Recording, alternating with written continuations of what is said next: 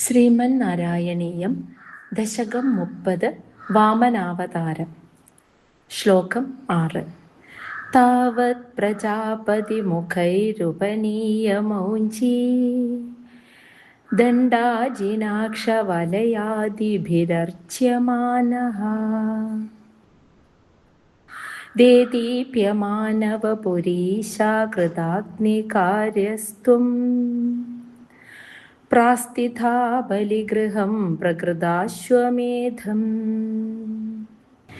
താവത് പ്രജാപതി മുഖൈഃ ഉപനീയ മൗഞ്ചീ ദണ്ഡാ അജിനാക്ഷ വലയാദിഭിഃ അർച്യമാനഃ ദേദീപ്യമാന വപുഃ ഈശാ കൃത അഗ്നികാര്യഃ ത്വം പ്രാസ്ഥിതാഃ ബലിഗൃഹം പ്രകൃതാ അശ്വമേധം.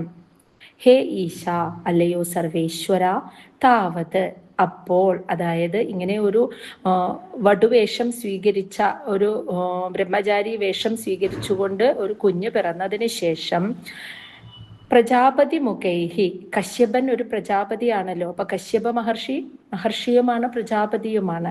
അപ്പോൾ കശ്യപൻ തുടങ്ങിയവരാൽ ഉപനീയ, ഉപനയനം നടത്തിയവനായിട്ട്, ഉപനയനം ചെയ്യപ്പെട്ടിട്ട് മൗഞ്ചി ദണ്ഡ മേഖല, ദണ്ഡ ദണ്ഡം, അജിനാക്ഷ കൃഷ്ണാജിനം, അക്ഷമാല അക്ഷമാല മുതലായവ കൊണ്ട്, വലയാദിഭിഹി എന്ന് വെച്ചാൽ അക്ഷമാല മുതലായവ കൊണ്ട്, അർച്യമാനഃ സത്കൃതനായ അവിടുന്ന്, ത്വം അവിടുന്ന്, ദേദീപ്യമാന വപുഹു ഉജ്ജ്വല തേജസ്വിയായ ഒരു ശരീരം എടുത്ത്, കൃത അഗ്നികാര്യ അഗ്നിപൂജ ചെയ്ത്, അതിനുശേഷം പ്രകൃത അശ്വമേധം അശ്വമേധയാഗം നടന്നുകൊണ്ടിരിക്കുന്ന ബലിഗ്രഹം മഹാബലിയുടെ യാഗശാലയിലേക്ക് പ്രാസ്ഥിതാഹ യാത്ര പുറപ്പെട്ടു.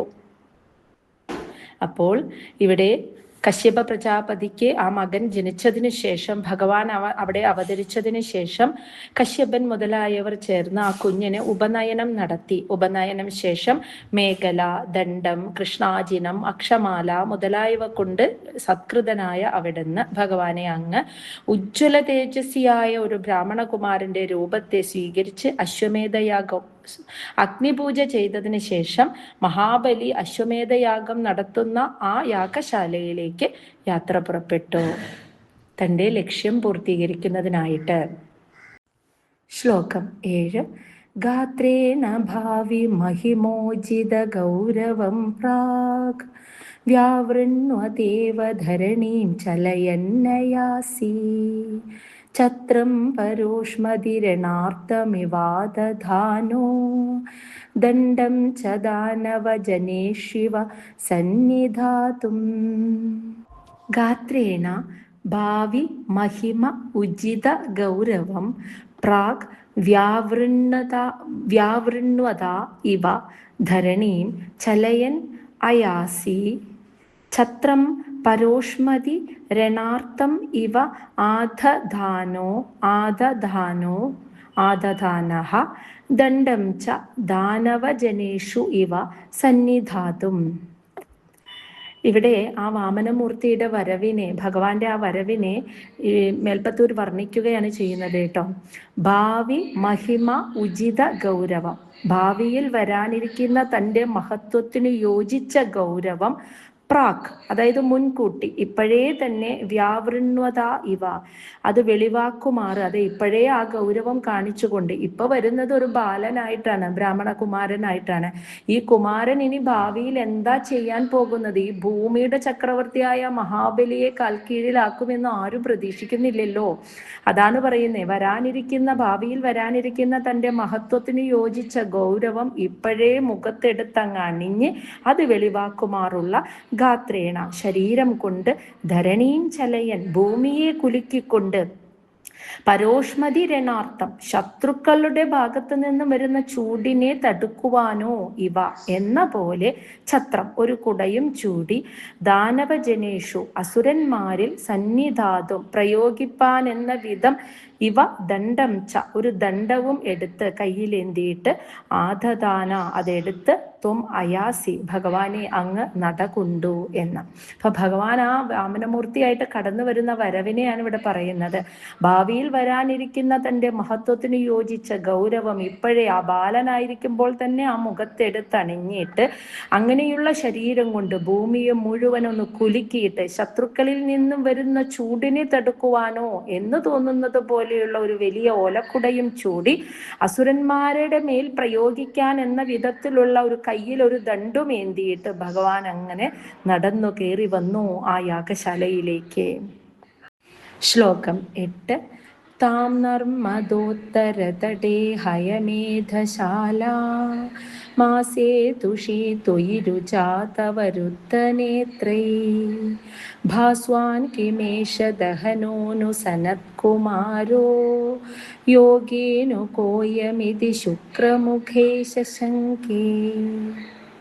താം നർമ്മദോത്തരതടേ ഹയമേധശാല ആസേദുഷി ത്വയി രുജാ തവ രുദ്ധനേത്രൈഃ ഭാസ്വാൻ കിം ഏഷാ ദഹനഃ നു സനത്കുമാരഃ യോഗി നു കഹ അയം ഇതി ശുക്രമുഖൈഃ ശശങ്കേ.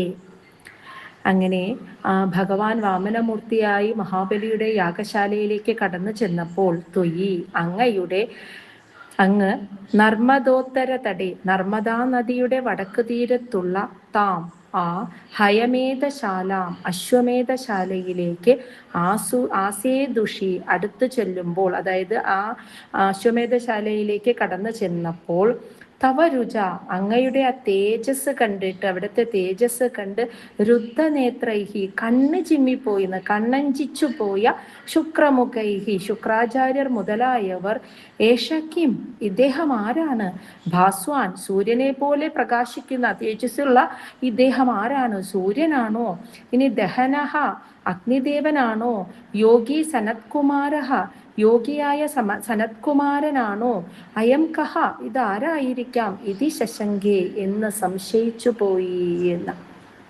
അപ്പോൾ ഭഗവാൻ വാമനമൂർത്തി ആ മഹാബലിയുടെ യാഗശാലയിലേക്ക് കടന്നു ചെന്നപ്പോൾ നർമ്മദാ നദിയുടെ വടക്കേ തീരത്ത് വെച്ചാണ് ഈ അശ്വമേധയാഗം നടക്കുന്നത്. നോക്കൂ, അപ്പോൾ നമുക്ക് ശരിക്കും മനസ്സിലാകും മഹാബലിക്ക് കേരളവുമായിട്ട് യാതൊരുവിധ ബന്ധവുമില്ലാന്ന്. അദ്ദേഹം അശ്വമേധയാഗം നടത്തിയ സ്ഥലം നർമ്മദാ നദിയുടെ വടക്കേ തീരത്തുള്ള ആ ഭാഗത്താണ് അശ്വമേധശാല. ആ ശാലയിലേക്ക് ഭഗവാൻ വാമനമൂർത്തിയായിട്ട് അങ്ങോട്ട് കടന്നു ചെന്നപ്പോൾ അവിടെയുള്ള മഹർഷിമാരെ അങ്ങയുടെ ഭഗവാന്റെ ആ തേജസ് കണ്ണ് തുറക്കാൻ അവർക്ക് പറ്റുന്നില്ല എന്ന്. അത്യുഗ്രമായ തേജസ്സോടു കൂടി കടന്നു വരുന്ന ആ ബാലനെ കണ്ടിട്ട് കണ്ണ് ചിമ്മിപ്പോയി, കണ്ണ് തുറക്കാൻ പോലും അവർക്ക് പറ്റാതായി. ശുക്രാചാര്യർ മുതലായ അസുര ഗുരുക്കന്മാർക്ക് പോലും അത് സാധിച്ചില്ല. അവരെല്ലാവരും ചിന്തിച്ചത്, ഇദ്ദേഹം ആരാണ്, സൂര്യദേവനാണോ, അഗ്നിദേവനാണോ, ഇനി സനത്കുമാരൻ, സനകാദി മഹർഷിമാരാണോ, ആരായിരിക്കും എന്ന് അവർ സംശയിച്ച് ശങ്കിച്ച് പരസ്പരം നോക്കിയിരുന്നു പോയി എന്നാണ് പറയുന്നത്. ശ്ലോകം 9. ആനേതമാശു ഭൃഗുഭിർമഹസാഭിബോധൈ സ്വം രമ്യരൂപമസുര പുളകാവൃതാംഗഃ ഭക്ത്യാ സമീത്യ സുകൃതി പരിണിജ്യ പാദൗ തത്തോയമന്വധൃതമൂർധനി തീർത്ഥതീർത്ഥം.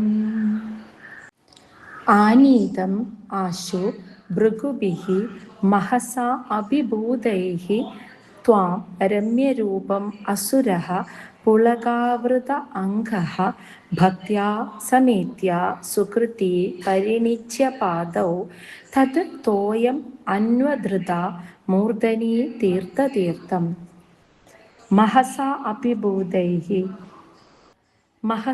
അഭിഭൂതൈഹി, ഉജ്ജ്വല തേജസ് കണ്ട്, ആ കടന്നു വരുന്ന ബാലകന്റെ, കുമാരന്റെ ഉജ്ജ്വല തേജസ് കണ്ട്, അഭിഭൂതൈഹി, അതിന് അടിമകളായി പോയ ഭൃഗുഭിഹി, ഭൃഗു മഹർഷി മുതലായവർ, ആശു ആനീതം, വളരെ പെട്ടെന്ന് അവിടെ ഇരിക്കുന്നിടത്ത് നിന്ന് എഴുന്നേറ്റ് ആ കുമാരനെ എതിരേറ്റ് ആനയിച്ച്, രമ്യരൂപം ത്വാം, സുന്ദരാംഗനായ നിന്തിരുവടിയെ, അങ്ങനെയുള്ള നിന്തിരുവടിയെ, സുകൃതി അസുരഹ, പുണ്യശാലിയായ പുണ്യം നേടിയ അസുരനായ മഹാബലി പുളകാങ്കൃത അംഗ, രോമാഞ്ച കഞ്ചുകിതനായിട്ട് ഭക്തിയോടെ സമേത്യ അങ്ങയുടെ അടുത്തു വന്നിട്ട് പാദൗ പരിണിജ്യ, കാൽ കഴുകിച്ച് തീർത്ഥം, എല്ലാ തീർത്ഥങ്ങളെയും ശുദ്ധീകരിക്കുവാൻ പോന്ന തീർത്ഥമായ തതതോയം, ആ ഭഗവാന്റെ പാദം കഴുകിയ ആ വെള്ളം മൂർധനി അന്വധൃത, തൻ്റെ ശിരസിൽ ധരിച്ചു എന്ന്.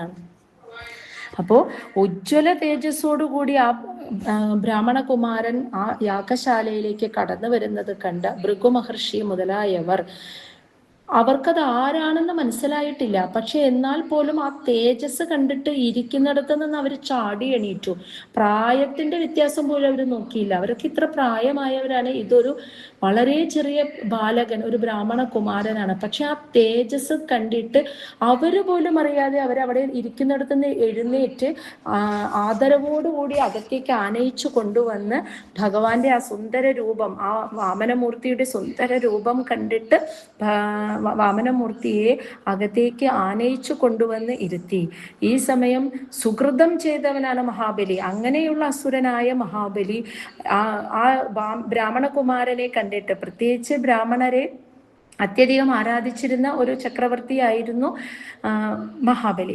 അപ്പൊ മഹാബലി ആ ബ്രാഹ്മണകുമാരന്റെ തേജസ് കണ്ട് രോമാഞ്ച കഞ്ചുകിതനായിട്ട് ഭക്തിയോടുകൂടി, ആരാണ് എന്താണെന്ന് ഒന്നും അറിയില്ല എങ്കിൽ പോലും ഭക്തിയോടെ ആ കുമാരന്റെ അടുത്തേക്ക് വന്നു. എന്നിട്ട് ആദരവോടെ ഇരിപ്പിടത്തിൽ ഇരുത്തിയിട്ട് ഭഗവാന്റെ പാദം കഴുകിച്ചു, വാമനമൂർത്തിയുടെ പാദം കഴുകിച്ചു. ആ ജലം, ആ തീർത്ഥം, ഭഗവാന്റെ പാദം കഴുകിയ ആ തീർത്ഥം എല്ലാ തീർത്ഥങ്ങളെയും ശുദ്ധീകരിക്കുന്ന പരമതീർത്ഥമായിട്ടുള്ള ആ തീർത്ഥത്തെ, ആ ജലത്തെ, തീർത്ഥജലത്തെ തൻ്റെ ശിരസിലേക്ക് എടുത്തു ധരിച്ചു. അങ്ങനെ ധന്യനായി തീർന്നു മഹാബലി. ശ്ലോകം 10. പ്രഹ്ലാദവംശജതയാ കൃതുഭിർദ്വിജേഷു വിശ്വാസതോനു തദിദം ദിതിജോപിലേഭേ യത്തേ പദാംബുഗിരിശസ്യ ശിരോഭിലാള്യം സാത്വം വിഭോ ഗുരുപുരാലയ പാലയേഥാ. പ്രഹ്ലാദവംശജതയാ കൃതുഭിഃ ദ്വിജേഷു വിശ്വാസതഃ നോ തത് ഇദം ദിതിജഃ അഭിലേപേ യത് തേ പദാംബു ഗിരിശസ്യ ശിരോഭിലാള്യം സഹത്വം വിഭോ ഗുരുപുരാലയ പാലയേഥാ. തേ, അതായത് ഇവിടെ മേൽപ്പത്തൂരിന്റെ ഒരു സങ്കല്പമാണ് കേട്ടോ ഇവിടെ പറയുന്നത്. തേ, നിന്തിരുവടിയുടെ, യത്, ഭഗവാന്റെ ഏതൊരു പാദാംബു, പാദതീർത്ഥം, ഗിരിശസ്യ ശിരോഭിലാള്യം, ശ്രീ പരമേശ്വരൻ ശിരസിലേറ്റി ഉപചരിക്കുന്നുവോ, അതായത് ശ്രീ പരമേശ്വരൻ ഭഗവാന്റെ ഏതൊരു പാദതീർത്ഥമാണോ ശിരസിലേറ്റിയത് എന്ന് വെച്ചാൽ ആ ഗംഗാതീർത്ഥത്തെയാണ് ഇവിടെ ഉദ്ദേശിക്കുന്നത്. ആ ഗംഗാതീർത്ഥം, തത് ഇതം, ആ പാദതീർത്ഥത്തെ, ദ്വിതിജ അഭി, ഒരു അസുരനായിരുന്നിട്ട് പോലും അയം, ആ മഹാബലിക്ക് കിട്ടിയതിന് കാരണം, അത് അനുഭവിക്കാൻ കിട്ടിയതിന് കാരണം, പ്രഹ്ലാദ വംശജതയാ, മഹാബലി പ്രഹ്ലാദന്റെ വംശത്തിൽ പിറന്നത് മൂലമോ, കൃതുഭിഹി, ഇനി വളരെയധികം യാഗങ്ങൾ അനുഷ്ഠിക്കയാലോ, ദ്വിജേഷു വിശ്വാസത, ബ്രാഹ്മണരിൽ തികഞ്ഞ ആരാധനയും വിശ്വാസവും ഉള്ളവനായതുകൊണ്ടോ, നുലേബേ, ലഭിച്ചതായിരിക്കാം.